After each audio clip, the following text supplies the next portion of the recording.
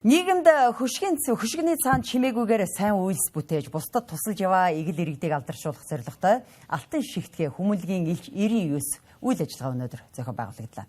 Энэхүү аяны хүрээнд жил бүр ашиг хонжоо харалгүйгээр бусдад тус үргэж сайн үйлс түгээж яваа 99 иргэнийг тодруулан хүмүүнлэгийн элчээр өргөмжилдэг уламжлалтай юм байна. Энэ жилийн хүмүүнлэгийн элчийн нэгээр Z үеийн төлөөлөл 23 настай Жамб Жамц тодорчээ. Тэрээр уламжлалт гар урлал ялангуяа сураар эд идлэл хийх ур чадварыг залууст түгээн дэлгэрүүлэхийн зэрэгцээ тусгай хэрэгцээд эргээд ахмад настан болоод түүний ур чадвараас суралцах хүсэлтэй хэн бүхэнд өөрийн мэдлэг ур чадвараа харамгүй зааж сургадаг байна. Төв аймгийн Баян Өнжүүл сумын иргэн 23 настай Жамб Жамц нь малчин айлын хүү бөгөөд багаасаа аав ахынхаа сур элдэж байгааг харж үзэж 14 наснаас өөрөө сур элдэж сурчээ. Улмаар 16 настайдаа анхны суран эдлэлээ хийж захим сүлжээнд байршуулснаар түүний өнөөгийн үйл ажиллагааны эхлэл тавигдсан байдаг. Оюутан болж хотод ирсний дараа тэрээр өөрийн хийсэн дурангийн суран гэрийг захим орчинд нийтэлж иргэдийн сонирхол дэмжлэгийг хүлээн авснаар энэ ажлаа илүү өргөжүүлэх үрэм зориг авчээ. Тэрээр уламжлалт сур элдэх урлагийн үн цэнийг олон нийтэд түгээж залуу үед өвлөл үлдээхийн төлөө идэвхтэй ажиллаж байна.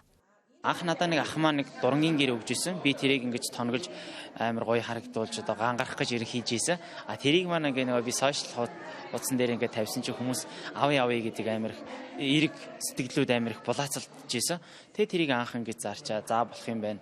Энийг ингээд хийгээд явуул бас ингээ аав ээжээсээ нэг 5 төгрөг авахгүй өөрөө болгоо явчаа гэдэг нэг оюутан болж анх 1-р курст орж ирээд тэгээд анх эхэлж ийсэн. Би харин ганцаараа энийг ингэж хийгээд зарж борлуулад гэхээсээ илүүтэй одоо маш олон залуучууд маань одоо оюутан болж гин одоо хичээлийнхээ хажуугаар энийг бас зарж борлуулад ашигаа хүртээд тийм ээ энийгээ бас түгээн дэлгэрүүлээд эн чинь бид бүхний одоо ондоошил гангараа өв соёл тэгэхээр энийгээ бас ингээ түгээн дэлгэрүүлээ гэдэг үүднээс сургалтаа орж ирсэн.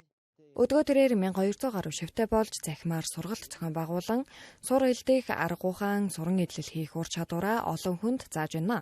Мөн тусгай хэрэгцээтэй иргэдэд үн төлбөргүй зааж уламжлалт гар урлалыг сурах боломжийг олгож иржээ. Тэрээр үйлдвэрийн болон өөрийн төрсөн нутгийн малын ярьсаар сур элдэж сургалт явуулахын зэрэгцээ хийсэн бүтээлүүдэд борлуулдаг байна. Манай улсын уламжлалт урлал өв соёлыг түгээн дэлгэрүүлэхийн зэрэгцээ нийгэмд чиглэсэн энэхүү сайн үйлсийг нь үнэлж Алтан шигтгэе хүмүүнлэгийн аянаас түүнийг хүмүүнлэгийн элч цолоор өргөмжилсөн юм а. Хөдөөний залуучууд болон хотын иргэд тийм ээ тийм хүмүүст заах гэхээс илүү одоо бас нэг хөгжлийн бэрхшээлтэй ч юм уу одоо нэг зорилттой бүлгийн хүмүүс байгаа шүү дээ тийм ээ тэр бүгдэд одоо ингэж заа зөвлөж одоо яагаад тийм хүмүүс сураар юм хийж болохгүй гэж гээд ерөөхдөө тэр хүмүүс зааж зөвлөж одоо тэр одоо зүйл дээр л одоо энэ хөө шагналыг авсан. Ягаад одоо магадгүй одоо нийгэмд одоо ажлын байр нь жоохон хязгаарладаг ч юм уу тийм ээ тэр хүнийг ажлын байр авахгүй байхад ягаад тэр хүн өөрийнхөө хэрэгцээг одоо хувийн хэрэгцээгээ хангаад орлого олж болохгүй гэж гэдэг үүднээс ерөөхдөө одоо ийм зорилттой бүлгийн хүмүүстэй би бас ингэж бас зааж зөвлөдөг. Алтан шигтгэе хүмүүнлэгийн элч 99 аянаа нийгэмд сайн үйлсийг түгээж бусдад туслаж буй Жамб Жамцуулан түүнтэй адил хүмүүсийг олон таниулах зорилготой хүмүүнлэг хөдөлгөөн юм а. Энэхүү аянаа нь 2010-ад оноос эхлэн зохион байгуулагдаж сайн дурын үйлс хийж буй хүмүүсийг хүмүүнлэг элч болгон тодруулж ирсэн. Аяны хүрээнд нийгэмд бусдад туслаж энэрэнгүй үйлс бүтээж буй 99 иргэнийг онцлон шалгаруулж тэдний үйлсийг Алтан шигтгэе мэт үнэлэн олон нийтэд түгээдэг байна. Манай Монгол улсын маань 9 эрдэнэгээс сайхан эрдэнэ байдаг. Түүний хамгийн дээд эрдэнэ бол Алт эрдэнэ. Тэгэхээр мэдээж энэ хөшгөний цаана байдаг эгэлгүй бааtruуд, эгэлгүй хүний төлөө ажилладаг ийм сайхан хүмүүс маань бол Алтан шигтгэе юм а. Та нар бол хүний дээд шүү гэдэг утгаараа Алтан шигтгэе гэж нэрлсэн байгаа. 99-ийн тоог яагаад сонгосон бэ гэвэл 9-ийн тоог монголчууд их бэлгшээдэг. Тийм учраас мянган хүмүүнлэгийн элч нарын тоог 99 болгон одоо бид бүхэн ийм одоо нэрээ өгч Алтан шигтгэе хүмүүнлэгийн элч шалгаруулах ийм арга хэмжээ зохион байгуулаад 8 дахь жилдээ болж байна. Талархалтай байна. Хүмүүст одоо мэддэхгүй гэдэг юм уу хин нэгнээс заавал юу гэдгийг хариу нэхгүйгээр яг юм нийгэмд тустай ажил хийсээр байгаа маш олон хүн байна. Тэгэхээр яг одоо энэ өөрийгөө одоо энэ амьдрал дээрээ гэдэг юм уу тий одоо зөв соёлтой боловсон авч явахаасаа илүүтэй бусдад бас одоо ийм тусламжийн гараа сунгаж бусдын төлөө цохилох зүрхтэй байгаа энэ одоо хүмүүнлэгийн элч нарт бас талархлаа илэрхийлж байгаа нэг л ийм одоо бас ажиллагаа. Сайн үйлс зөвхөн биед тусламжаар хэмжигддэггүй. Сэтгэл, чин хүсэл, бусдын төлөө гэсэн хандлагаар ч илэрдэг. Алтан шигтгэн аяны хүрээнд хүмүүн л хийлчээр тодорсон Төв аймгийн иргэн Гайрдан үүний тод жишээ юм.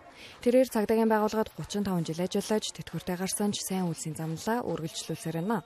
Анх харааны бэрхшээлтэй эгч дүүсийн 6 хүүхдийг асран халамжилдаг нэгэн үйлчлэгээний ажилтнанд сэтгэл санааны болон санхүүгийн дэмжлэг үзүүлснээр бусдад туслах урам зориг нь улам нэмэгдэжээ.